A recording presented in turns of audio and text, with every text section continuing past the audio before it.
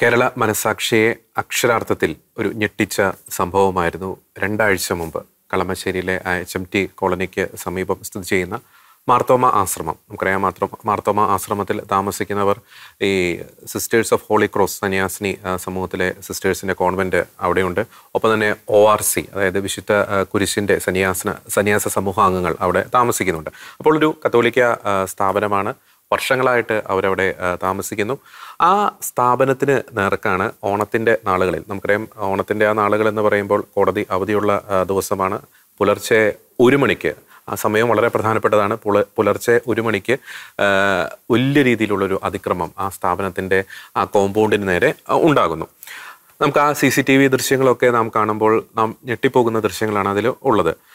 അതായത് നമ്മൾ ചില എന്താ പറയുക, ഗുണ്ടായിസം നടമാടുന്ന അല്ലെങ്കിൽ ജനാധിപത്യ സംവിധാനങ്ങൾ നിലനിൽക്കാത്ത ചില രാജ്യങ്ങളിൽ കാണുന്ന രീതിയിലുള്ള ചില ദൃശ്യങ്ങൾ. ഏകദേശം 10-70ഓളം പേര് JCB ആയിട്ട് ആയുധങ്ങളുമൊക്കെ ആയിട്ട് അവിടെ രാത്രിയുടെ മറവിലേക്ക് വരുന്നു, ആ കോമ്പൗണ്ടിലേക്ക് വരുന്നു, മതിൽ തകർക്കുന്നു. മതിൽ തകർത്തിട്ട് അവർ അവിടെ താൽക്കാലിക നിർമ്മാണ പ്രവർത്തനങ്ങൾ അവിടെ ആരംഭിക്കുന്നു. അപ്പോൾ അക്ഷരാർത്ഥത്തിൽ ചതി, വഞ്ചന, സംഘടിത ശക്തിയുടെ മറവിലുള്ള ഒരു അധിനിവേശ ശ്രമങ്ങൾ, ഈ രീതിയിൽ ആ മാർത്തോമ ആശ്രമത്തിൽ നടന്ന സംഭവങ്ങളെ നമുക്ക് വിശേഷിപ്പിക്കാൻ സാധിക്കും. ഓരോ ദിവസവും ഈ സംഭവവുമായി ബന്ധപ്പെട്ട് ഇതിൻ്റെ പിന്നിലേക്ക് പോകുമ്പോൾ ഞെട്ടിക്കുന്ന പല വിവരങ്ങളും ഇതിൽ നിന്നും പുറത്തു വരുന്നുണ്ട്.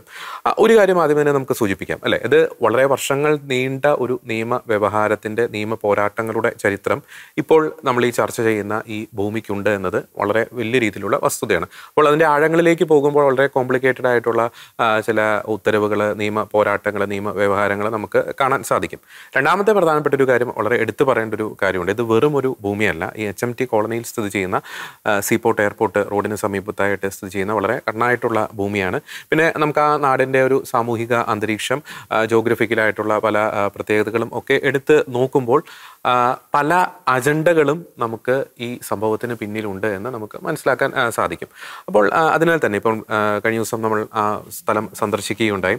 അപ്പോൾ ആദ്യമേ തന്നെ എനിക്ക് തോന്നുന്നു അരുൺ, ഇതിൻ്റെ ഒരു നിയമവശത്തെ സംബന്ധിച്ചൊരു കൺഫ്യൂസിങ് ആയിട്ടുള്ള പല സാഹചര്യങ്ങളും ഉണ്ടായിരുന്നു. എനിക്കൊന്ന് ഈ വിഷയത്തിൻ്റെ തുടക്കത്തിൽ തന്നെ നമുക്കും ഉണ്ടായിരുന്നു ഇതിൻ്റെ ഒരു നിയമവശങ്ങൾ, അല്ലെങ്കിൽ നിയമത്തിൻ്റെതായിട്ടുള്ള പല വഴികളിലൂടെ ഈ തർക്കഭൂമി പോകുന്നു, ചില ഇടക്കാല ഉത്തരവുകളൊക്കെ ഈ കൂട്ടർക്ക് ലഭിക്കുന്നു, അതായത് ഈ അതിക്രമിച്ച് കയറിയവർക്ക് ലഭിക്കുന്നു എന്ന് പറയുന്നു. അത്തരത്തിലുള്ള കൺഫ്യൂസിംഗ് ആയിട്ടുള്ള ചില സാഹചര്യങ്ങൾ നിലനിൽക്കുന്നുണ്ടായിരുന്നു.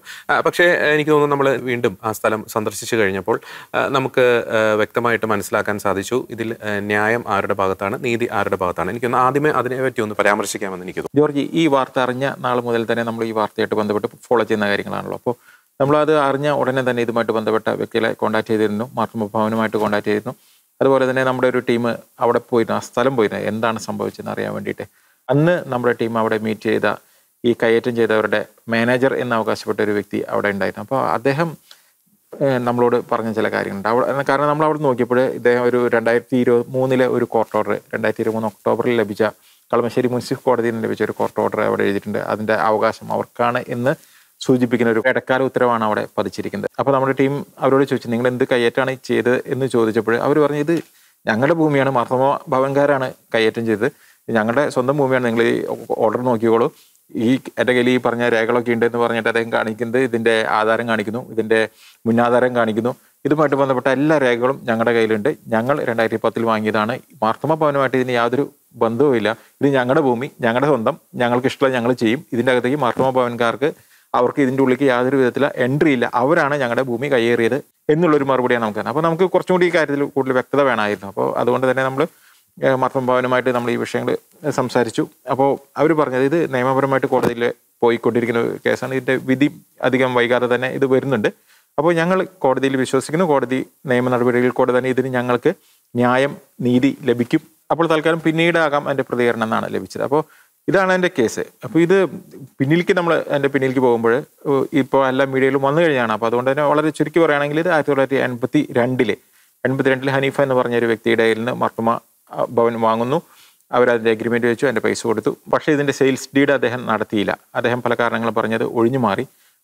അതിനുശേഷം അദ്ദേഹം വലിയൊരു കടക്കിണിയിൽ വന്ന് വീണു. അദ്ദേഹത്തിന് തമിഴ്നാടായിരുന്നു ബിസിനസ് ഉണ്ടായിരുന്നത്. അപ്പോൾ അതിൻ്റെ ഭാഗമായിട്ട് അദ്ദേഹം ഇത് FCIയിൽ, ഫുഡ് കോർപ്പറേഷൻ ഓഫ് ഇന്ത്യയിൽ ഈ ഭൂമി പ്ലഡ്ജ് ചെയ്തു. അതിന്മേൽ ലോൺ വന്നു. ഓർക്കണം, ഇത് മാർത്തോമ ഭവന് അദ്ദേഹം എഗ്രിമെൻ്റ് എഴുതി പൈസ വാങ്ങിയ ഈ ഭൂമി എടുത്ത് അദ്ദേഹം പ്ലഡ്ജ് ചെയ്തു. ആ ഭൂമി പിന്നീട് ചെന്നൈയിലെ കോടതിയിലെത്തുകയാണ്. ഈ കോടതിയിലേക്ക് ഈ കേസ് പോയി. ഇതിനിടയ്ക്ക് ഹനീഫ 1998 മരിക്കുന്നു.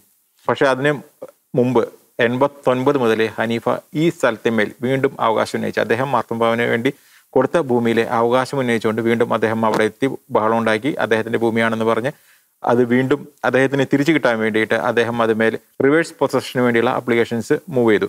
പക്ഷെ 1993 തന്നെ ഈ ഭൂമിയുടെ, അതായത് മാർത്തോമാവിന്റെ കയ്യിലുള്ള സകല ഭൂമിയുടെയും, അവിടെയുള്ള സകല ഭൂമിയുടെയും തണ്ടപ്പേര് മാർത്തോമാവിന്റെ പേരിലേക്ക് ലഭിച്ചു കഴിഞ്ഞു. അങ്ങനെ നീണ്ട വ്യവഹാരങ്ങൾക്ക് ശേഷം ഇതിന്മേലുള്ള പല പഠനങ്ങളും പല കാര്യങ്ങളും നടന്നതിന് ശേഷം 2007 എറണാകുളം സബ് കോർട്ടിൽ നിന്ന് കൃത്യമായ വിധി ഡിക്രി ആയിട്ട് വരികയാണ്. അതിൽ മാർത്തോമ ഭവനാണ് പൂർണ്ണമായിട്ടും അതിന് കൈവശാവകാശമുള്ളത്.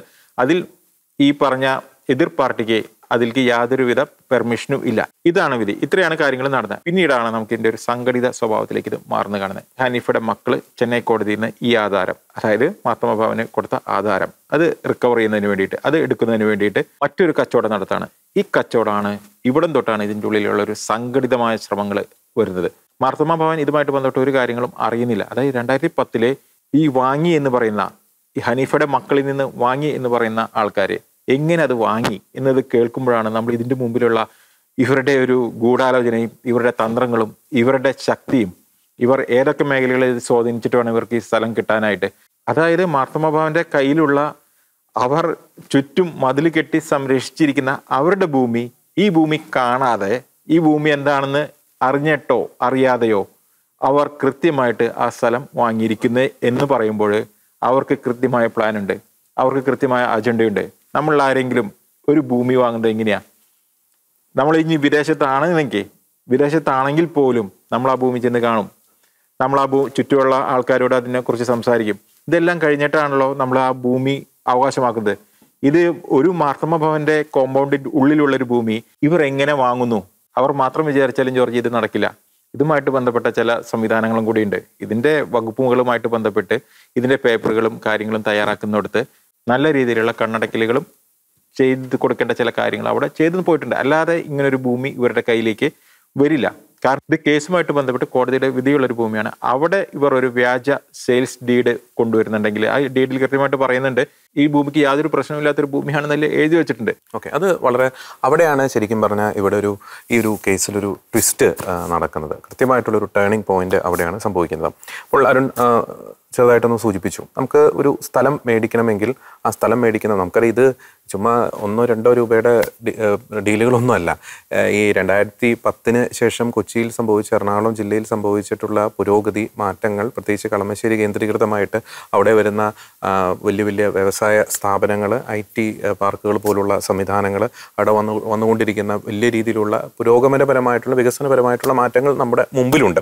അതിനാൽ തന്നെ ആ ഒരു വർഷവും അതിനുശേഷമുള്ള കാലഘട്ടവും ഒക്കെ എന്ന് പറയുന്നത് ഈ അവിടെയുള്ള സ്ഥലത്തിൻ്റെ വിലയും അവിടെ സ്ഥലത്തിൻ്റെ ഡിമാൻഡും അത് സംബന്ധിച്ച കാര്യങ്ങൾ റോക്കറ്റ് പോലെ കുത്തനെ കുതിച്ച് കയറുന്ന ഒരു കാലഘട്ടമാണ് 2010 മുതൽ 2025 വരെയുള്ള ഒരു കാലഘട്ടം. അപ്പോൾ ഒരു സ്ഥലം നേരിട്ട് നോക്കാതെ, അതായത് ഇനിയിപ്പോൾ എന്തൊക്കെയോ ഇവർ മറച്ചു വെക്കുന്നുണ്ട്. അതായത് ഈ സ്ഥലത്തിൻ്റെ പിന്നാമ്പുറങ്ങളിലേക്ക് നമുക്കൊരു സ്ഥലം മേടിക്കുമ്പോൾ അതിൻ്റെ പിന്നിൽ ആരാണ്, ഇതിന് മുമ്പ് ആരായിരുന്നു ഇത് കൈവശം വെച്ചിരുന്നത്, ഇതിന് മുമ്പുള്ള രേഖകൾ, അതൊക്കെ കൃത്യമായി പരിശോധിച്ച് ആധികാരികമായി പരിശോധിച്ച ശേഷമാണ് ഒരു ഡീലിലേക്ക് വരുന്നത്. അപ്പോൾ ഇവർ ഒരു ആത്മാർത്ഥമായിട്ട് ഈ സ്ഥലത്തിൻ്റെ ഒരു ചരിത്രം പരിശോധിച്ചിരുന്നെങ്കിൽ ഒരു കാരണവശാലും ഈ ഒരു ഡീലിലേക്ക് വരത്തില്ല. അല്ലെങ്കിൽ സ്വാഭാവികമായിട്ടും ഇതിൻ്റെ പിന്നിലുള്ള വസ്തുതകൾ കാണുമ്പോൾ സ്വാഭാവികമായിട്ട് നമുക്ക് സംശയിക്കാം ഈ സ്ഥലം കൊടുത്തവരും ഈ സ്ഥലം വാങ്ങിച്ചവരും തമ്മിൽ എന്തൊക്കെയോ ചില കൂട്ടുകെട്ടുകൾ, എന്തൊക്കെയോ ചില ലക്ഷ്യങ്ങളോടെ നടത്തിയ ഒരു ഡീല് എന്ന് വേണമെങ്കിൽ നമുക്കതിനെ പറയാൻ സാധിക്കും. ഈ കഴിഞ്ഞ ആ ഓണത്തിന്റെ രാത്രി ഇതിലേക്ക് അതിക്രമിച്ച് കയറാൻ വന്നവർ, അല്ലെങ്കിൽ അവർ വന്ന ആ ഒരു രീതി, ആ ആൾക്കൂട്ടത്തിന്റെ സംഘടിതമായിട്ടുള്ള സ്വഭാവം, അവർ അവിടെ കാട്ടിക്കൂട്ടിയ അക്രമങ്ങൾ ഏത് രീതിയിലാണ് ആ കോമ്പൗണ്ട് മതിൽ, അത് ഇന്നും ഇന്നലെയും കെട്ടിപ്പടുത്ത ഒരു കോമ്പൗണ്ട് മതിലല്ല. ജോർജ് അച്ഛൻ തന്നെ കൃത്യമായിട്ട് നമ്മളോട് പറഞ്ഞിട്ടുണ്ട്. കഴിഞ്ഞ 40-ലധികം വർഷങ്ങളായിട്ട് അവിടെയുള്ള ദൈവവചനം എഴുതിയിട്ടുള്ള ആ ഒരു കോമ്പൗണ്ട് മതിലാണ്. രീതിയിലാണ് അവർ അത് തകർത്ത രീതി, അതൊക്കെ നോക്കുമ്പോൾ ഈ കൂട്ടത്തിൽ ചില തീവ്രവാദപരമായിട്ടുള്ള അജണ്ടയുള്ള ചില വ്യക്തികൾ ഇതിൻ്റെ അകത്ത് ഉണ്ടായിരുന്നോ, അല്ലെങ്കിൽ ഗുണ്ടകൾ ഉണ്ടായിരുന്നു? ഗുണ്ടകൾ ഉണ്ടെന്നുള്ളത് സ്വാഭാവികമാണ്, കാരണം ഗുണ്ടകൾക്കാണ് ഇത്തരത്തിലുള്ള അതിക്രമങ്ങൾ കാണിക്കാൻ സാധിക്കുകയുള്ളൂ. സാമൂഹ്യ വിരുദ്ധർ ഉണ്ടായിരുന്നു. എനിക്ക് തോന്നുന്നു അത് തീർച്ചയായിട്ടും ഒരു അന്വേഷണ വിധേയമാക്കേണ്ട ഒരു കാര്യം തന്നെയാണ്. മാത്രമല്ല ഇത്തരത്തിലുള്ള സമാനമായിട്ടുള്ള സംഭവങ്ങൾ നമ്മൾ ഈ ഒരു വിഷയം വന്നതിന് ശേഷം പലരും സാമൂഹ്യ മാധ്യമങ്ങളിലും അല്ലെങ്കിൽ സോഷ്യൽ മീഡിയയിലും വാട്സപ്പിലൂടെയൊക്കെ പലരും പങ്കുവയ്ക്കുന്ന ചില ആശങ്കകളുണ്ട്, സ്വന്തം അനുഭവങ്ങളുണ്ട്. സമാനമായിട്ടുള്ള രീതിയിലുള്ള പല പ്രശ്നങ്ങളും ഞങ്ങൾക്കും ഇത്തരത്തിൽ നേരിടേണ്ടി വന്നിട്ടുണ്ട്. പക്ഷേ അവരുടെ ഒപ്പം നിൽക്കാൻ ആരുമില്ലാത്ത സാഹചര്യത്തിൽ തങ്ങൾക്ക് ഇത് സംബന്ധിച്ച കേസിന് പോകാൻ പറ്റുന്നില്ല. അവരുടെ ഒരു ദുരവസ്ഥ അല്ലെങ്കിൽ അവരുടെ ഒരു എന്താണ് പറയുന്നത്, അവരുടെ ഒരു പരിമിതി പലരും ഈ സമാനമായിട്ടുള്ള പല കേസുകൾ ഇത്തരത്തിൽ ഉണ്ടായിട്ടുണ്ട് എന്ന് പറഞ്ഞുകൊണ്ട് പലരും പങ്കുവെക്കുന്നുണ്ട്. ജോർജ്, ഈ വിഷയത്തിൽ വർഗീയതയില്ല എന്ന് 100 ആവർത്തി പറയുന്നത് നമ്മൾ കേൾക്കുന്നുണ്ട്. ഇതിൽ ആരും വർഗീയത പറഞ്ഞിട്ടില്ല. ഇതിൽ വർഗീയതയല്ല പറഞ്ഞത്. ഇവിടെ ചില സംഘടിത ശക്തികൾ, അത് ആരാണ് എന്നുള്ളത് കേൾക്കുന്നവർക്ക് മനസ്സിലാക്കുക. ഇവിടെ ചില സംഘടിത ശക്തികൾ അവരുടെ കയ്യൂക്കും അവരുടെ ശക്തിയും ഉപയോഗിച്ച്, അവരുടെ രാഷ്ട്രീയത്തിലുള്ള സ്വാധീനവും അവരുടെ ഉദ്യോഗസ്ഥ വൃന്ദങ്ങളിലുള്ള സ്വാധീനവും ഉപയോഗിച്ച് ഭീഷണിയുടെ രൂപത്തിലെ, അതല്ലെങ്കിൽ ആർക്കും ഞങ്ങളെ തടയാൻ കഴിയില്ല എന്ന ചങ്കൂറ്റത്തോടെ നമ്മുടെ നാട്ടിൽ ചെയ്തുകൊണ്ടിരിക്കുന്ന ചില കാര്യങ്ങളുണ്ട്. അപ്പോൾ ഈ വാർത്ത വന്നപ്പോൾ തന്നെ ജോർജ് സൂചിപ്പിച്ചതുപോലെ ഒരുപാട് ക്രൈസ്തവർ ഉണർന്നു എന്ന് പറയാം. അത് ഉണർന്നതിന് കാരണം അവരുടെ മുൻ അനുഭവങ്ങളാണ്. അവരിൽ പലരും പല അനുഭവങ്ങളിലൂടെ കടന്നുപോയിട്ടുണ്ട്. ഇപ്പോൾ ഇവിടെ പാലയിൽ നിന്നുള്ള പല അച്ചായന്മാര് കരയുന്നുണ്ട്. അവർ പറയുന്ന കാര്യം, ഇത് പാല ഞങ്ങളുടെ സ്ഥലമായിരുന്നു, അച്ചായന്മാരുടെ സ്ഥലമായിരുന്നു. ഈ അച്ചായന്മാരുടെ സ്ഥലത്തിന് ഇപ്പൊ എന്ത് പറ്റി ഇവര് അറിയുന്നില്ല. ചിലർ മോഹവില കൊടുത്ത്, ചിലർ പല ഓഫറുകൾ നൽകി അവരുടെ ഏരിയ മുഴുവൻ ഇങ്ങനെ പിടിച്ചെടുത്ത് വരുന്നു. അവിടെ പെട്ടെന്ന് അവരുടെ ആരും പ്രതീക്ഷിക്കാത്ത സമയത്ത് ചില ആരാധനാലയങ്ങൾ ഉയർന്നു വരുന്നു. അതുപോലെ തന്നെ കുറച്ച് കഴിയുമ്പോഴാണ് അറിയുന്നത് ഞങ്ങളുടെ നാട് ഞങ്ങൾക്ക് കൈവിട്ടു പോയ എന്നാണ്. ഇതുപോലെ തന്നെയാണ് ഈ പറഞ്ഞ കളമശ്ശേരി ആണെങ്കിലും എടപ്പള്ളി ആണെങ്കിലും എറണാകുളത്തെ ചില സ്ഥലങ്ങളാണെങ്കിലും ഇത് തന്നെയാണ് സംഭവിച്ചിരിക്കുന്നത്. ഈ കളമശ്ശേരിയിലും ഒരുപാട് ക്രൈസ്തവർ ഉണ്ടായിരുന്ന ഒരു സ്ഥലമാണ്. അത് പിന്നീട് അതെങ്ങനെ ഈ രൂപത്തിലേക്ക് മാറി, എടപ്പള്ളിയിലേക്ക് എന്ത് മാറ്റം വന്നു, ഇതുപോലെ തന്നെ കേരളത്തിലെ പല സ്ഥലങ്ങൾക്ക് എങ്ങനെയാണ് മാറിയത്, ഇതെല്ലാം കൃത്യമായ രീതിയിലാണോ, ന്യായമായ രീതിയിലാണോ, ആ ഫണ്ട് കൃത്യമായ സോഴ്സിൽ നിന്നാണോ? ഇതുപോലെ ഒരുപാട് അനുഭവങ്ങൾ ഉള്ളതിന്റെ വെളിച്ചത്തിലാണ് ക്രൈസ്തവർ ഇത്രയധികം ഈ വിഷയത്തിൽ ആശങ്ക പ്രകടിപ്പിക്കാനും അവർ ആകുലരാകാനും അവർ ഈ വിഷയത്തിൽ വളരെയധികം ഫ്രസ്ട്രേറ്റഡ് ആവാനുള്ള കാരണം പരിശുദ്ധ ബൈബിളിൽ പറയുന്നുണ്ട്, പച്ചമരത്തോട് ഇങ്ങനെ ചെയ്തു കഴിഞ്ഞാൽ ഉണക്കമരത്തോട് എന്തായിരിക്കും. അതായത് സഭയെ സംബന്ധിച്ചിടത്തോളം ഇത്രയും വലിയ സഭയ്ക്ക് ഹോൾഡുള്ള, സഭയുടെ ഏറ്റവും പ്രധാനപ്പെട്ട ഒരു സഭയുടെ ഒരു സന്യാസ ഭവനത്തിന്റെ ദൈവവചനം എഴുതി വെച്ചിരിക്കുന്ന, ഇവിടെ ദൈവവചനങ്ങൾ ആലേഖനം ചെയ്ത മതിൽ എന്ന് പറഞ്ഞാൽ അതിന് വളരെ പ്രാധാന്യമുണ്ട്. വചനം ക്രിസ്തുവാണ്. വചനത്തെയാണ് അവിടെ ഇടിച്ചു പൊളിച്ചിട്ടിരിക്കുന്നത്. അതും രാത്രിയുടെ മറവിൽ ചെയ്തു കഴിഞ്ഞിട്ട് അവർ ഇതിനെല്ലാം ന്യായീകരിച്ചുകൊണ്ടിരിക്കുകയാണ്. നമുക്ക് ആ CCTV ദൃശ്യങ്ങൾ കാണുമ്പോൾ കാണുന്ന ഒരു ഭീകരതയുണ്ട്. ഇതെല്ലാം കണ്ടിട്ടും പോലീസിന് അനങ്ങാൻ പോലും പറ്റുന്നില്ലെങ്കിൽ നമ്മുടെ നാട് എവിടെ ചെന്നെത്തി നിൽക്കുന്നത്? അവർ വന്നിരിക്കുന്ന ആ ഒരു ഗുണ്ടായിസായിരുന്നു അവിടെ. നമുക്ക് നടന്നു വരുന്നവർ തന്നെ 40-50 പേര് നടന്നു വരുന്നതായിട്ട് നമുക്ക് CCTVയിൽ കാണാൻ സാധിക്കും. അവർ കാൽനടയായിട്ട് വരുന്നു, സംഘം ചേർന്നിട്ട് വരുന്നുകൊണ്ടിരിക്കുന്നു. കൂടെ പിന്നാലെ നോക്കുമ്പോൾ ടോറസ് വരുന്നു, JCB വരുന്നു. അതുപോലെ തന്നെ ഈ കോൺക്രീറ്റ് ഷെൽട്ടറുമായിട്ട് ഒരു വലിയൊരു വാഹനം അവിടെ വരുന്നു. അതിനുശേഷം JCB കൊണ്ട് ഇത് മുഴുവൻ പൊളിച്ചടക്കുന്നു. ഇത് കൃത്യമായിട്ട് CCTV ദൃശ്യങ്ങളുണ്ട്. നമ്മുടെ മഠത്തിന്റെ CCTV തകർക്കുന്ന ദൃശ്യങ്ങൾ ഇവരുടെ കയ്യിലുണ്ട്. അതായത് ഇത്രയും വലിയൊരു ക്രൂരത രാത്രിയുടെ മറവിൽ ഇവർ ചെയ്തു വെച്ചിട്ട്, ഇത്രയും വലിയ അതിക്രമം നമ്മുടെ നാട്ടിൽ ചെയ്തു വെച്ചിട്ട് പിറ്റേ ദിവസം തൊട്ടിട്ട് പോലീസ് അവിടെ സംരക്ഷണം നൽകുന്നുണ്ടെന്ന് പറയുന്നുണ്ട്. ഇവർ കേസ് കൊടുത്തിട്ടുണ്ട്, പോലീസ് FIR രജിസ്റ്റർ ചെയ്തിട്ടുണ്ട്. ഇതിന്റെ പിന്നിൽ പ്രവർത്തിച്ചവരെ, ഇത്രയും സംഘടിതമായിട്ട് വന്നവരെ, അവിടുത്തെ പരിസരവാസികളുണ്ടാകാം, അവിടുത്തെ രാഷ്ട്രീയക്കാരുണ്ടായിരിക്കാം, അവിടുത്തെ രാഷ്ട്രീയക്കാരെ അറിയാതെ, ആ പ്രദേശത്തുള്ള മെയിൻ ലീഡേഴ്സ് അറിയാതെ ഇത്തരം ഒരു അക്രമം അവിടെ നടക്കില്ല. അപ്പൊ ഇവിടെ എല്ലാവരും കൂടി സംഘടിച്ചുകൊണ്ട് ഈ ഒരു പണി ചെയ്തിട്ട് പോലീസ് ഒരാളെ പോലും പിടിക്കാൻ തയ്യാറാവുന്നില്ല. പോലീസ് ഒരു അന്വേഷണത്തിന് പോലും ഇറങ്ങിയതിന്റെ യാതൊരു സൂചനയും കാണുന്നില്ല. അപ്പൊ ഇതാണ് നമ്മുടെ നാട്. ഇതേപോലെ പല സ്ഥലങ്ങളിൽ സംഘടിത ശക്തികൾ അവരുടെ സംഘബലം ഉപയോഗിച്ചുകൊണ്ട് അവര് രാഷ്ട്രീയക്കാരെ സ്വാധീനിക്കുന്നു, ഇവിടുത്തെ നിയമ സംവിധാനങ്ങൾ കയ്യിലെടുക്കുന്നു. അവർക്ക് വേണ്ടതെല്ലാം അവർ ചെയ്തിട്ട് ബാക്കിയുള്ളവർ മിണ്ടാതിരിക്കണം. ബാക്കിയുള്ളവർ മിണ്ടി കഴിഞ്ഞു കഴിഞ്ഞാൽ അത് വർഗീയത. അതായത് ഒരു സംഘടിത ശക്തികൾ ഒരു കാര്യം ചെയ്തു കഴിഞ്ഞാൽ അതിനെക്കുറിച്ച് മിണ്ടിക്കഴിഞ്ഞാൽ അത് വർഗീയത. അതെങ്ങനെ ശരിയാവും? വർഗീയത ഇവിടെ ഒരാളും പറഞ്ഞിട്ടില്ല. ഇവിടെ ഒരു അക്രമം നടന്നു, അത് ക്രൈസ്തവ സ്ഥാപനത്തിന് നേരെ ഒരു അക്രമം നടന്നു. അതും രാത്രിയുടെ മറവിൽ അതിസംഘടിതമായിട്ട് ഗൂഢലക്ഷ്യത്തോടു കൂടി തനി ഗുണ്ടാവിളയാട്ടം ക്രൈസ്തവ സ്ഥാപനത്തിന് നേരെ നടന്നിട്ട് അതേക്കുറിച്ച് മിണ്ടിക്കഴിഞ്ഞാൽ വർഗീയത എന്ന് പറയുന്നു. ഇതെന്ത് നീതി? ഇത് എവിടത്തെ നീതി? ഇതൊരു ജനാധിപത്യ രാജ്യത്തിനോ ജനാധിപത്യ സംവിധാനത്തിന് ഇത് ഭൂഷണമാണോ? മറ്റൊരു വളരെ നമ്മൾ ഈ വിഷയത്തിൽ ചർച്ച ചെയ്യേണ്ട അടുത്തൊരു പോയിന്റ് ഉണ്ട്. അതായത് ഈ വിഷയത്തിൽ ദുരിതം അനുഭവിക്കുന്ന പാവപ്പെട്ട കന്യാസ്ത്രീകൾ, ഇപ്പോൾ നമുക്ക് അച്ഛൻ തന്ന പ്രതികരണത്തിൽ അച്ഛൻ വളരെ വ്യക്തമായിട്ട് പറയുന്നുണ്ട്, കന്യാസ്ത്രീകളുടെ ജീവന് പോലും ഭീഷണിയുണ്ട് എന്ന രീതിയിലുള്ള ഒരു പ്രതികരണം അച്ഛൻ തരുന്നുണ്ട്. തീർച്ചയായിട്ടും നമ്മൾ കന്യാസ്ത്രീകൾ എന്നൊരു കാര്യം അവിടെ നിൽക്കട്ടെ, സ്ത്രീകളാണ്. സ്ത്രീകളുടെ അവർ ഒറ്റയ്ക്ക് താമസിക്കുന്ന ആ ഒരു കോമ്പൗണ്ടിൻ്റെ മതിലാണ് ഇവർ തകർത്തിരിക്കുന്നത്. അപ്പോൾ സ്ത്രീ സുരക്ഷയെ ബാധിക്കുന്ന ഒരു കുറ്റകൃത്യം തന്നെയാണ് അവിടെ നടന്നിരിക്കുന്നത്. അപ്പോൾ ഈ സ്ത്രീ സുരക്ഷയ്ക്ക് വേണ്ടി തോരാതെ സംസാരിക്കുന്ന സ്ത്രീപക്ഷവാദികൾ, അല്ലെങ്കിൽ അവർക്ക് വേണ്ടി നമുക്കറിയാം ചില മതിലുകളൊക്കെ ഉയർത്തുന്ന വാർത്തകളൊക്കെ നമ്മൾ മുൻകാലങ്ങളിൽ കണ്ടതാണ്. അവർ എവിടെ പോയി എന്നൊരു കാര്യം കൂടി ഇവിടെ പ്രസക്തമാണ്. മാത്രമല്ല ഛത്തീസ്ഗഡിൽ നമ്മുടെ പാവപ്പെട്ട കന്യാസ്ത്രീകൾക്ക് വേണ്ടി രംഗത്തിറങ്ങിയ പലരെയും ഈ ഒരു വിഷയത്തിൽ കളമശ്ശേരിയിലെ കന്യാസ്ത്രീ മഠത്തിൽ ഈ ഒരു അതിക്രമം കാരണം ദുരിതം അനുഭവിക്കുന്ന കന്യാസ്ത്രീകൾക്ക് വേണ്ടി ശബ്ദിക്കുവാൻ കാണുന്നില്ല എന്നതും മറ്റൊരു വിരോധാഭാസമാണ്.